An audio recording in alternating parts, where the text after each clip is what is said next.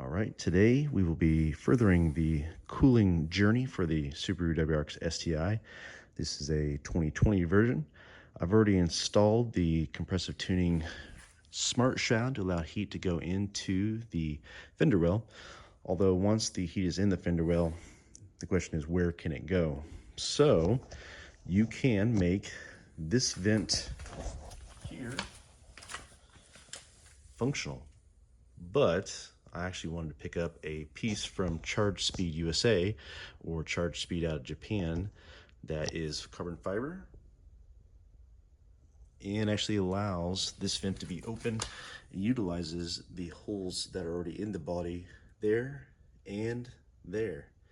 So I'll show you on the other side how I installed it, and we'll go over some of the things that I found with this specific piece. All right, here is the actual fender piece from Charge Speed. This is the actual vented piece on the back side as compared to the stock piece right here. On the stock piece, you'll actually see that there are 6 attachment points to the body, 2 there, 2 here, and 2 at the bottom.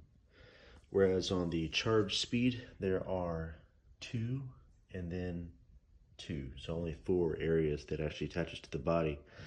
The clips shown here actually are taken directly from there. The clips up here are actually aftermarket, as I found that these clips did not fit these 2 locations very well.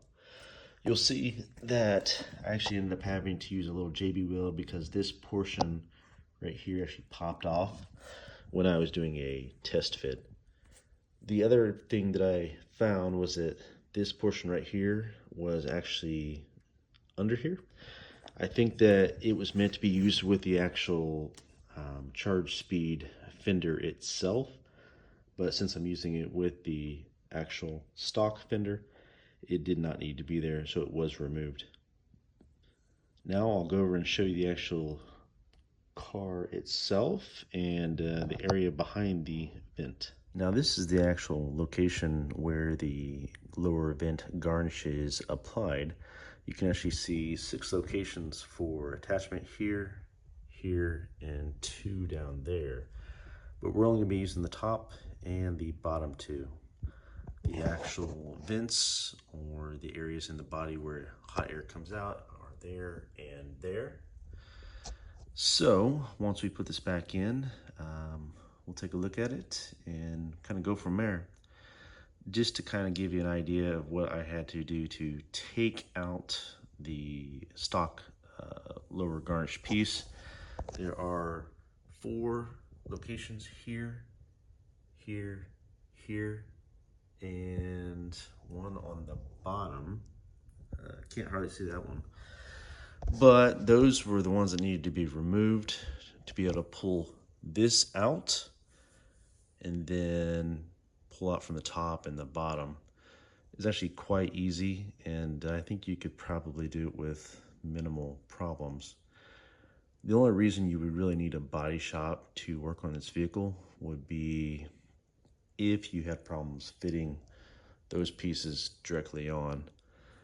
I was able to modify those pieces without too much issue, but if you're uncomfortable working on carbon fiber, you might want to have a body shop take a look at it. All right, before we actually put the piece back on the car, I do need to transfer this badge to this location. So I will be using a hair dryer and a trim tool. I'm not going to show the whole process because you can find multiple videos on the YouTube to show this, but we'll go ahead and get to it. But before that, I did want to mention that this kind of shielding here, you do need to use some wire trimmers to actually clip to make it fit just perfectly. But yeah, aside from that, not too bad of a process. So I'll go ahead and put this badge on and we'll put the piece back on the car. All right, the badge is off, and I used Gorilla Glue double-sided tape to actually adhere and just trimmed it up. So I'll go ahead and put it on. All right, now we'll get to installing the piece. I found that installing from the bottom portion first and then going to the top is the easiest. But let's get to it.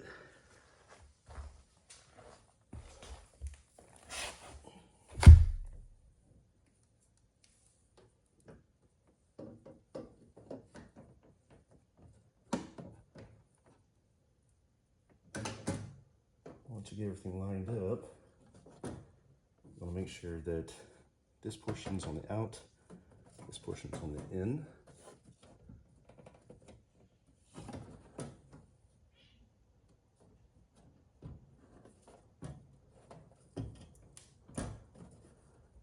Then there is a hook on the bottom here that has to go into the tab.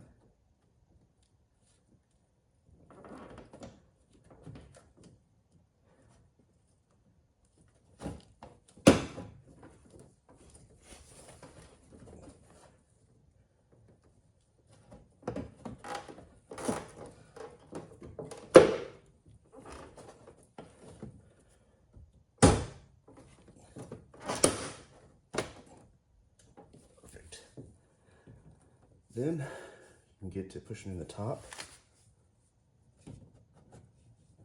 Make sure it's all lined up.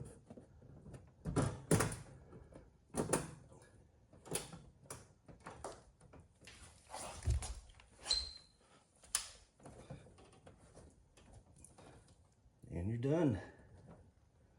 Last thing you gotta do is put back in these tabs. We're all good to go. All right, we're done. She's all installed, and I installed some actually new retention clips that I purchased off Amazon that were made for Subaru. She fits well, and you can actually see that the lines match with the car, just like they should. The badge went on very easily. Making sure that the door opens all the way, closes, and you can see in the actual vent behind the actual wire, you can see the actual duct there and there, and these ducts are where actually heat will dissipate from the actual fender well and the engine bay down and out when you are at speed. But overall, the install went very well, not too bad. You have to do a little bit of modification just on the actual wire itself, clipping it with wire clippers, and then taking out that little tab off the back of the fender vent that was made, I think, for Carbon Speed USA's actual vendor. But overall, went very well. I think that with any more or less bespoke style piece, you always risk that they don't fit, but these actually fit quite well.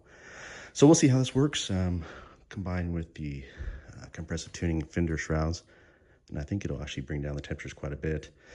The biggest reason I think I wanted to do this was that the stock location, being that it was a dummy vent and it was actually plastic, even if you open up the vent on the back side of that and actually drill into the body, because the stock holes aren't in the right position, you probably are risking heat damage to the actual plastic there, because it's not really made for heat, whereas carbon fiber should hold up really well.